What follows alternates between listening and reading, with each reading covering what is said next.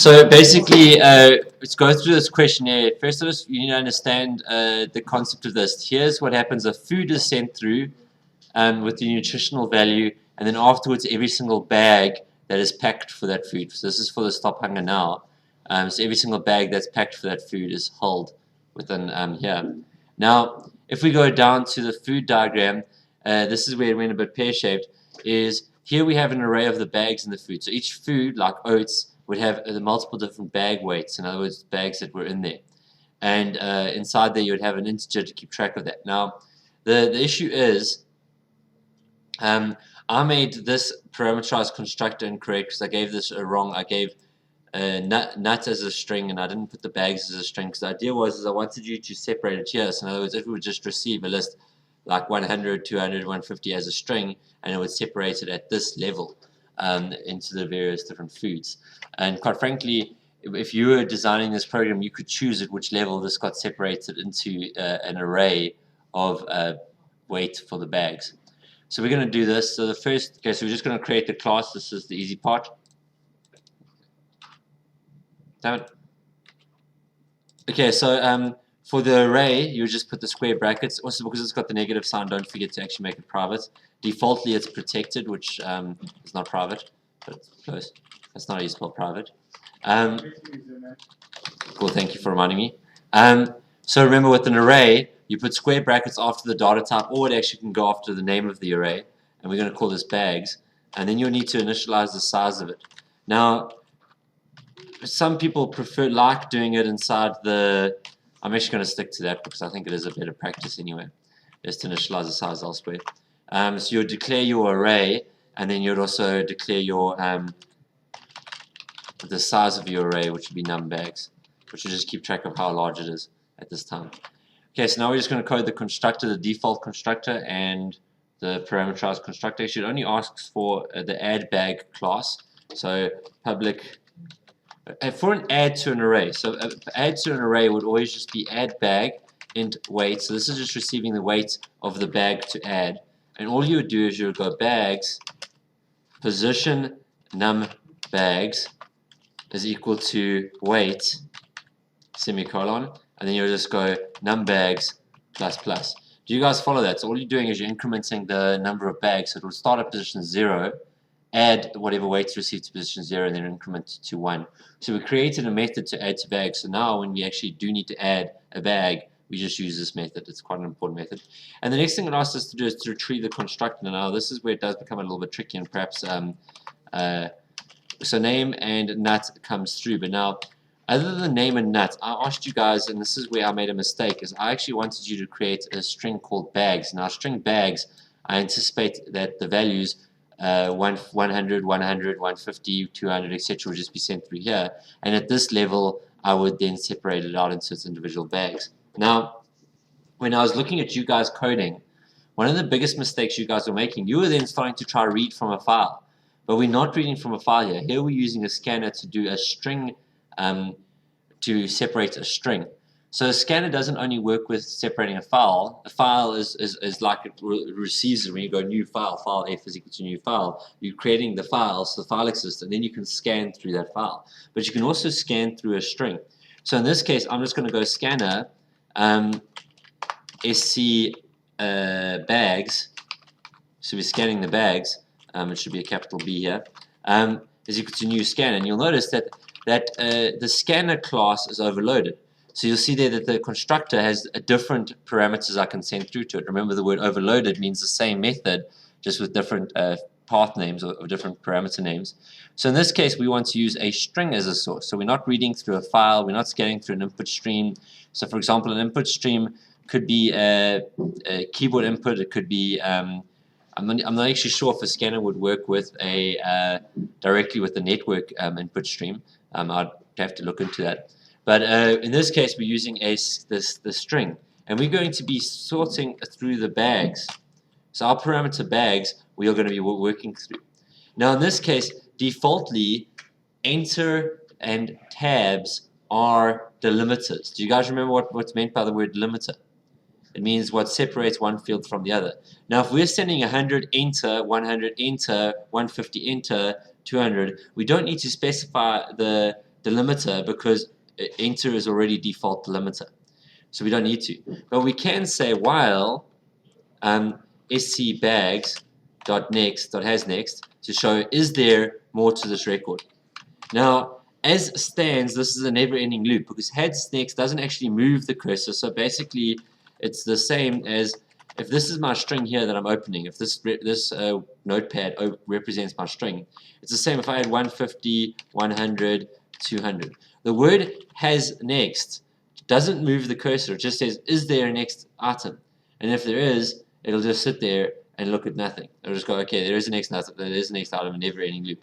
So you actually physically have to move it. So we're just going to go add bag is equal to scbags.next int. Done. That is as simple as that part is I'll take the scanner, I just loop through it, and I add bags because you code it. And even if the question paper doesn't ask you to create an add to the array method, I suggest you guys do it anyway because it makes your life so much easier in this part. So it's much more modulated, and remember, modulation makes coding simpler because in each thing is responsible for its action. This method is responsible for adding to the array. Here, when I want to add to the array, I just have to run add bag, and later on potentially you would have to add a bag through an input method from the user or anything like that. So you've got a method that you can use without having to worry about it. So it is worthwhile doing. Okay, so that's the food main methods. It then asked for the setters and getters and two strings. I'm going to quickly code that up. Forgot to initialize the size of the array, which is giving me a red underline for some reason. No, it doesn't like bags. It doesn't know what I'm referring to. Oh, probably because this dot. That's why. Okay, so stipulating the array size. So I'm initializing what size it's going to be. And then I'm initializing a counter to say I'm starting at 0. And then as I loop across, we'll increment that. So just make sure you don't forget to do that, like I did. Okay, so we have our toString that would loop through, would give the name and the nutritional value, and then add the bags, each of the bags to that string and return that string. So it's a bit more of a complex. We have all our setters and getters. Okay, now the next step that we're going to do is, now, if we take a look at this, right, we are wanting it. So if we've got 200 and we're comparing it with 100, right? We're comparing 200 and 100. Okay, so we're comparing those two. What is the answer? Is 100 less than 200? Do you guys get what I'm talking about? Yeah. So is that true or false? Is 100 less than... So we want this to be, so the result of that is true. But now in this case, if the result is true, we want it to, if the Boolean that is sent through is false, we want the desired outcome to be false. We do not want it to swap. You guys get that? Now, if I was 100 and this was 200, the result would be false. The Boolean, if the Boolean was false, we would want this to be true.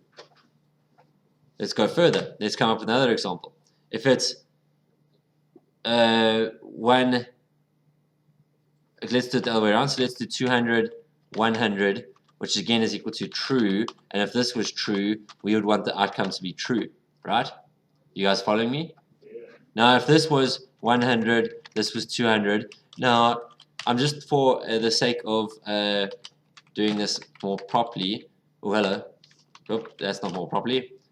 I just want to make sure that we include the condition in here. The condition is bags position J. Are you guys okay for me just to say J less than I? Yeah. Okay. So J less than I, if I'm comparing those two, now in this case, if this is false and this is true, then this would be false. So now how would we get this so that we could create a condition statement that would give us the desired results?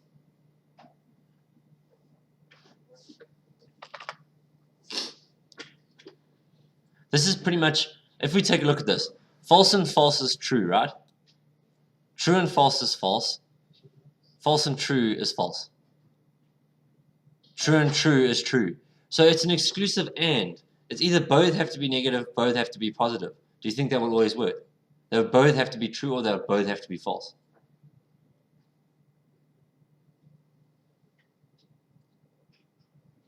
Should we go?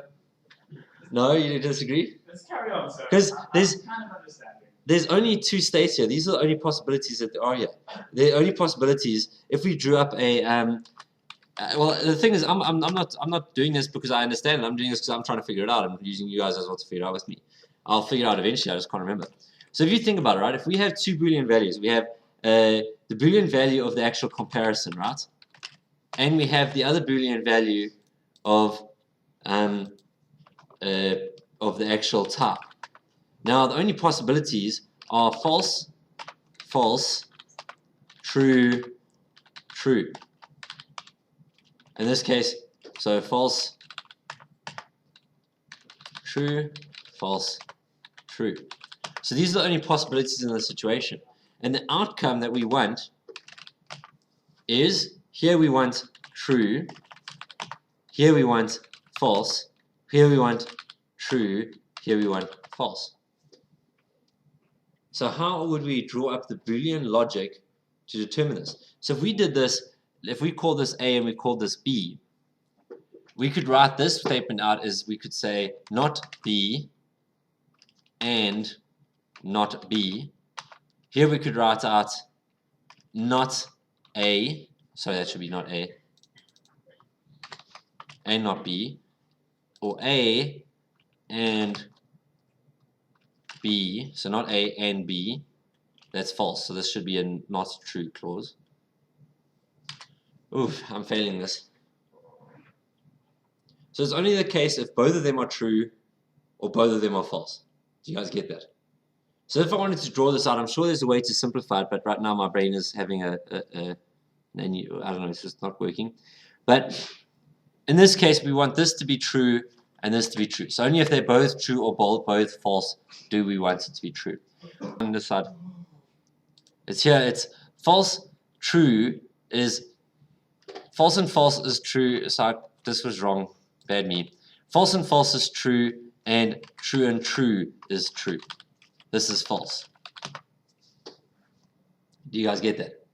So we want only where it's not B, sorry, not A, and not B, or A and B. Do you guys get that? So those are the two that we want. It either must be not A and not B, or A and B. So if we now broke this down into Java, okay, so literally I'm checking if I'm doing it ascending, then I must check if I is less than J. If I'm doing it descending, then I is greater than J. In this case, I want to swap. And how do we swap again? We create a temp, we make it equal to position whatever. We then make position whatever equal to position the other one. We then make the position J equal to temp, semicolon. So we just do a swap. So that's swapped, so the sort done. Okay, the next question asks for a get total weight. So now we want total weight, so I'll scroll back here. When we're dealing with arrays, we generally do an iteration around it. So public, first of all, what data type is going to return? It's going to return an int, get total weight. There's no parameters that it's receiving, and all we need to do here is int total is equal to 0, semicolon, return total. We loop through the array, which ends at num bags. We then just go total plus equals bags position high. Done. You guys follow? Okay. So literally you loop through your array, you add it to the total. Happy birthday.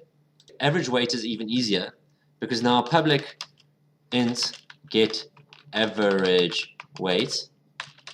Open brackets, close brackets. Well, first of all, we know the total, don't we? the total weight we can use by getting. So I can literally just go return get total weight. Oops, sorry, not get average weight. You don't want a recursion. Get total weight divided by num bags. Done. You've got a method that will add them all together. So you literally just add them all together divided by the total number. That's the solution of average weight. So that's why this would be worth less marks, because you don't need to code much. You just need to use the method you created before. This is the idea of why you actually create methods, is so you can reuse them and then work from there. Okay, so that's the food class done. Now we're going to be coding the food manager class, and it asks us, so we're going to create the food manager, right click new Java class, food manager. Now in our food manager class, we're going to be creating an array. Zoom in. We're going to be creating an array of food, and we're going to call it foods, semicolon. We're then going to be creating a num foods to keep track of the number of foods it's got. We're then going to be creating a remember, even if it doesn't ask us to, like here it asks me to create a parameterized constructor and add to the array. I don't ask to create an add food method at all in the question paper. Still do it. It makes your life much easier. So if I go public void add food, and also there is, even in here, there will be marks allocated to you doing this. So as a marker, I'll read this and I'll go, oh sweet, this is easy.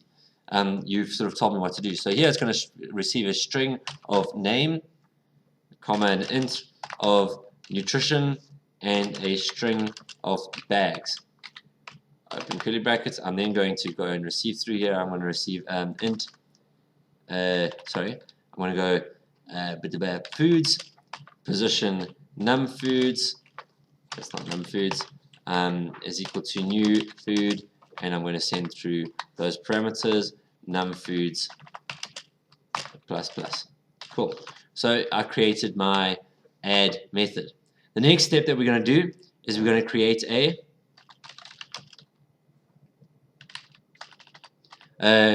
we're going to actually create the constructor. So now for the constructor, we are going to have to firstly initialize my foods class to stipulate the size of it, and it asks for size 500, so is equal to new food size 500.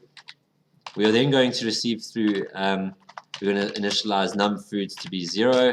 We are then going to now read through. It asked me to receive it as a string representing the file name, so we expect him to receive the file name through here.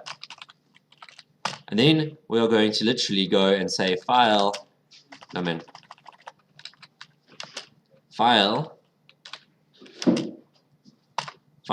f is equal to new file, and we use the file name that we received through.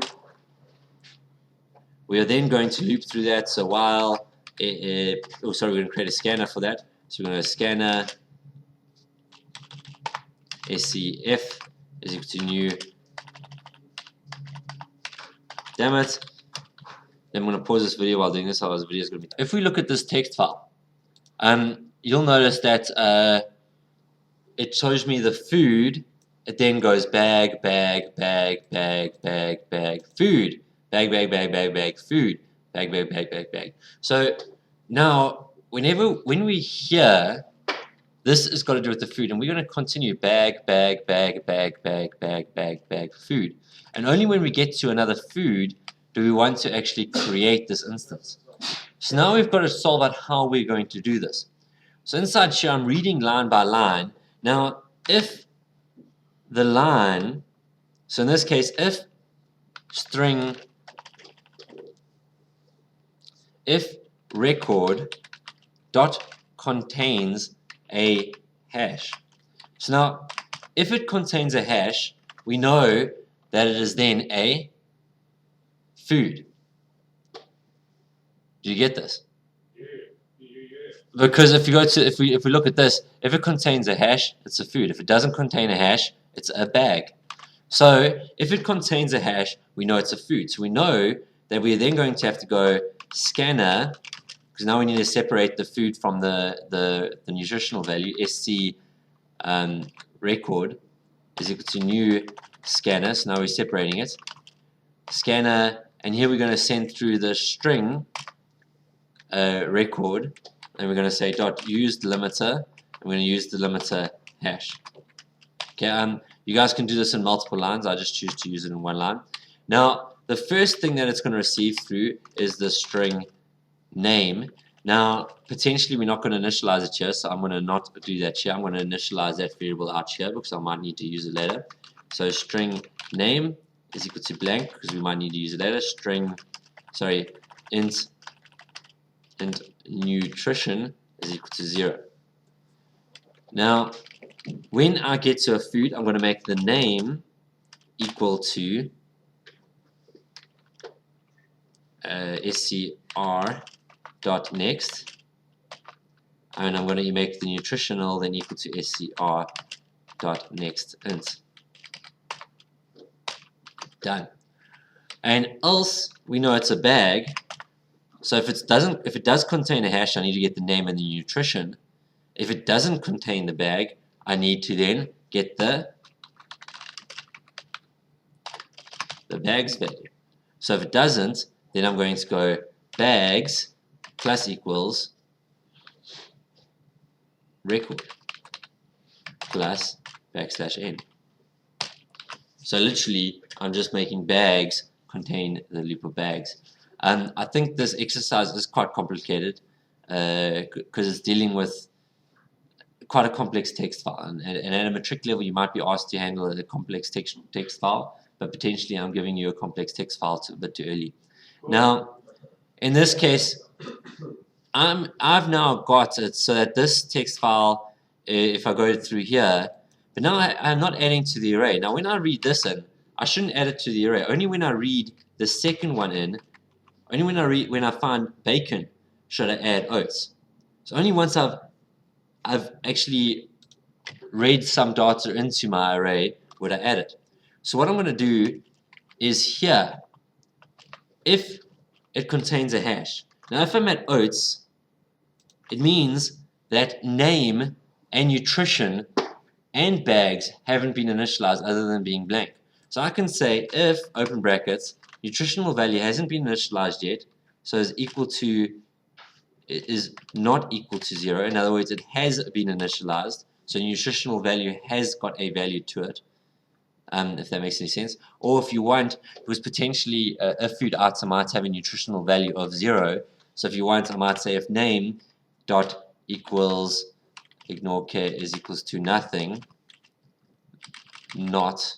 So if the name is not equal to nothing, then obviously there's already a food in there, so we've already read a food, so we're not on the first food item. So if it's not, then we're going to go add food, num bags. That's it, done. So I'm going to run through the logic of this again.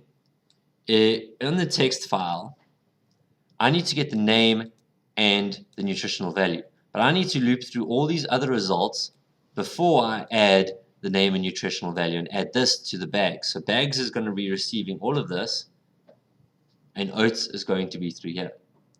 Do you guys get that? Now, in this case, with this loop and me looping through these structures, when I get to the first one and nothing exists yet, I do not want to add this yet. I only want to add oats when I get to my next food item. So only when I get to here and it contains will I add that. So literally I've created variables to keep track of the name and the nutritional value and the bags, and I've added to them until I actually get to the next one that contains a hash. And when I get to the next one that contains a hash, I go and I add the food because name no longer equals to blank. And it might actually be worth going through a bit of pseudocode with you guys. Because if you look at this, name over here, this line does contain a hash. So in this case, if I go to next line, it does contain a hash, so that's true. But now name is still blank because nothing's been put into name. So that is true, so it will be false. So it doesn't add the food. It then reads in the name and the nutritional value. It then continues. Every single time it loops around now, it doesn't contain a hash. It just contains 100, 200, 150, 200, 100, etc. So it doesn't contain a hash, and it just adds it to the bags loop. When I get to here, it's going to enter in the record does contain a hash, and name does not equal to blank. So there is actually data in the name. It's oats is in the name. So then I'm going to add oats with the bags that I've gone through. and then for the same thing with the next one, and so forth. So we'll then read the name and read the nutritional value of bacon. Okay, so we're going to continue with the rest of the questions. Now, get pos could be used in a lot of different positions, and sometimes if you're getting asked to use a lot of other things, get pos can be often very handy. So get pos is literally going to go public int get pos, and you're going to receive through the name of the food, and you're wanting to return the position of that name. So defaultly, if that position does not exist, or if that food does not exist, you return -1. So I'm just going to loop through my array. So I'm going to loop through my array, which is it's foods, sorry. And I'm just going to say if foods position I dot get name dot equals ignore case. So if it is equals to ignore case, the name that was sent through, then we will return I.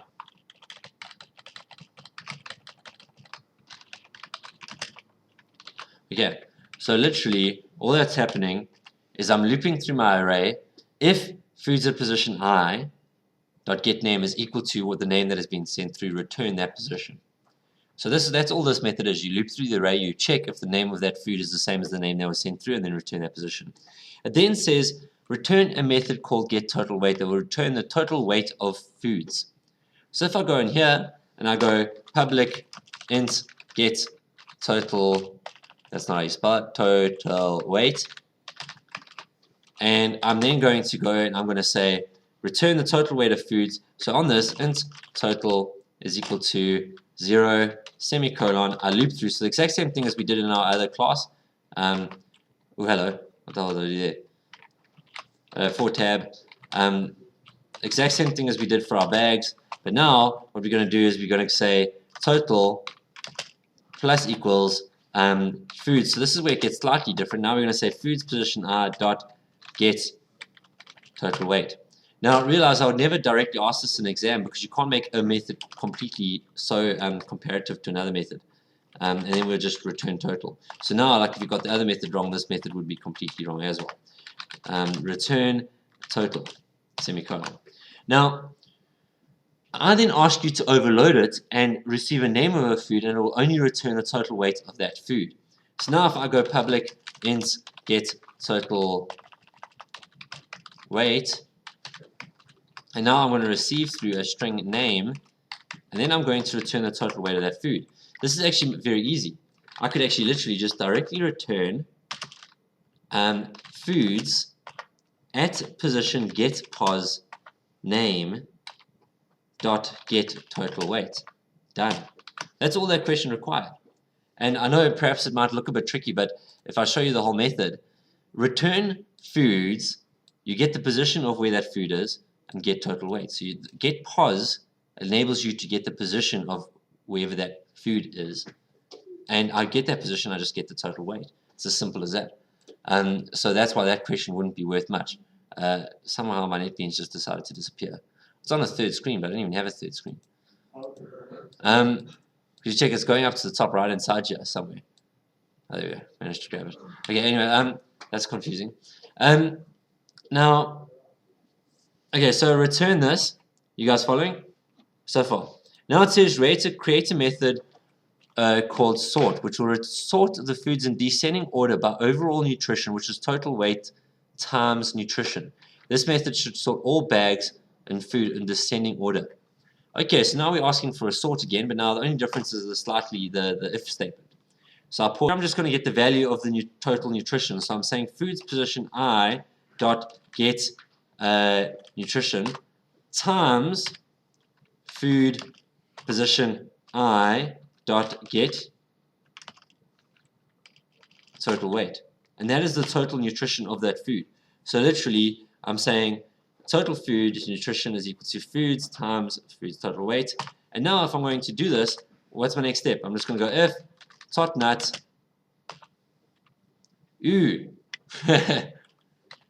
what did I do slightly? I'm going to call this tot nut I, control C, tot nut J, because I need of both, don't I? Excuse me for this, but this is better programming. I thought it might be more confusing. So I is here. I is not going to change. So I don't need to reinitialize I every single time because I is not going to change. J is going to change in this inner loop. So now, if tot nut J is less than, am I ascending and descending order? So it's greater than tot nut I, then I want to swap. So in which case, temp food, temp, let me pause for a second. Guys, this is still on video. Please, has a connection gone?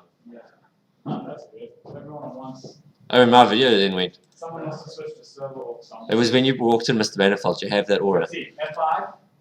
Nothing. Aura. Can you guys see me now? Hey, I'm back. You're back. My laptop was sitting there. You haven't seen it. No. Okay. Sure, that's worrying. When I say with you, Liam. That was 2 days ago, wasn't it? I know.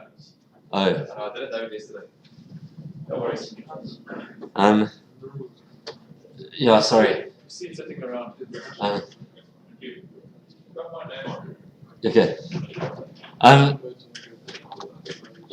Guys, can I continue? I'm hoping the video is still paused though. Because if not, it's got this whole thing on video. Oh, bugger, it's recorded that. Yeah, okay, so temp is equal to, what am I doing here?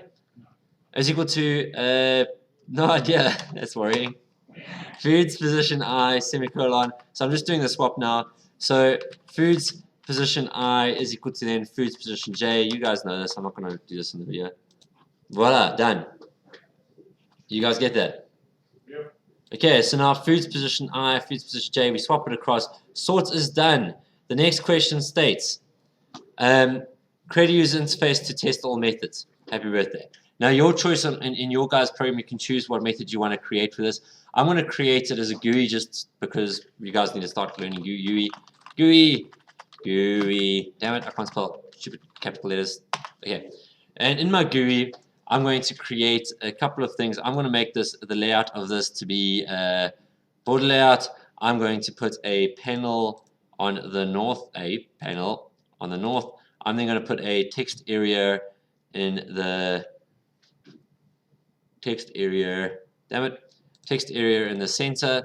I'm then going to create a button that would just say display all. So button, wait, that's a button. I've lost my button.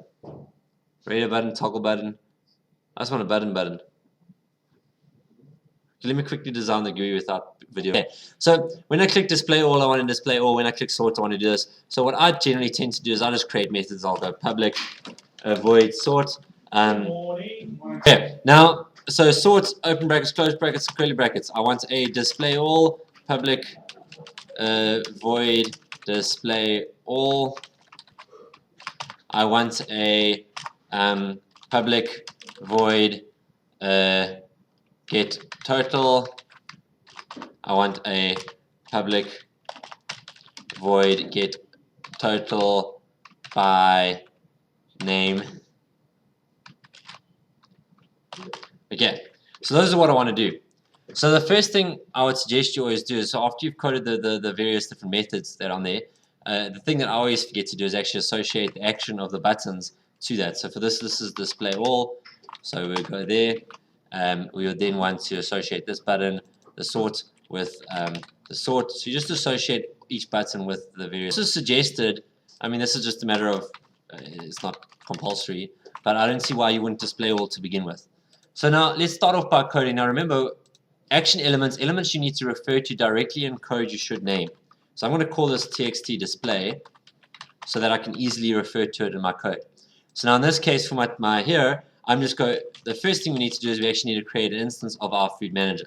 So private food manager, fman, semicolon.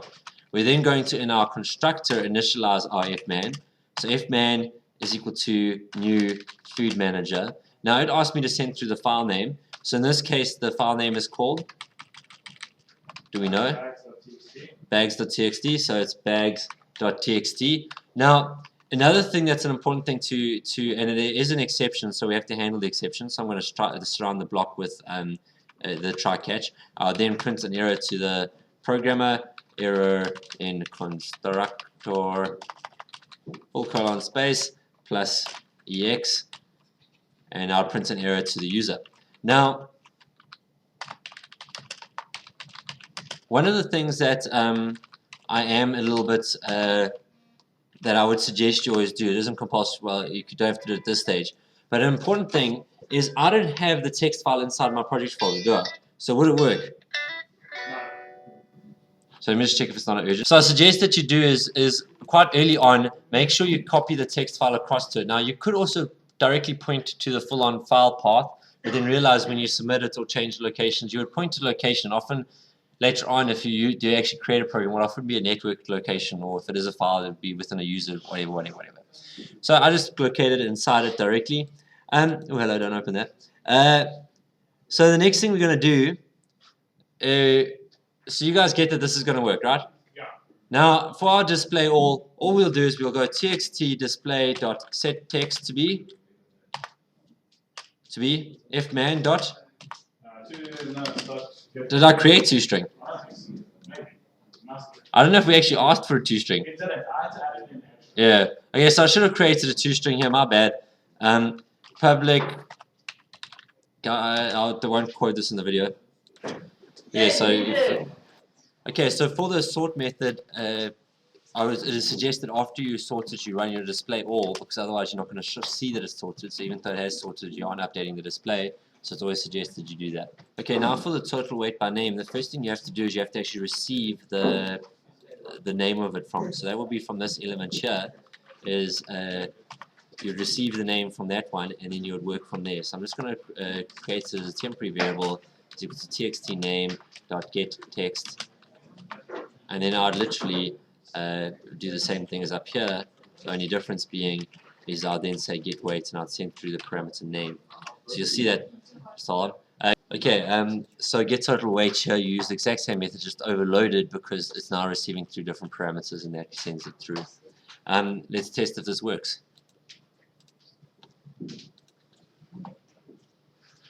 Okay, so far the display all function works. So all of them are displayed there, and you'll see that it's bacon with the nutritional value and oats. There should be, looks like there's an error, because there is a third one. If we take a look at the text file, bacon and nutrific. So nutrific didn't get picked up and added as a separate entity on there.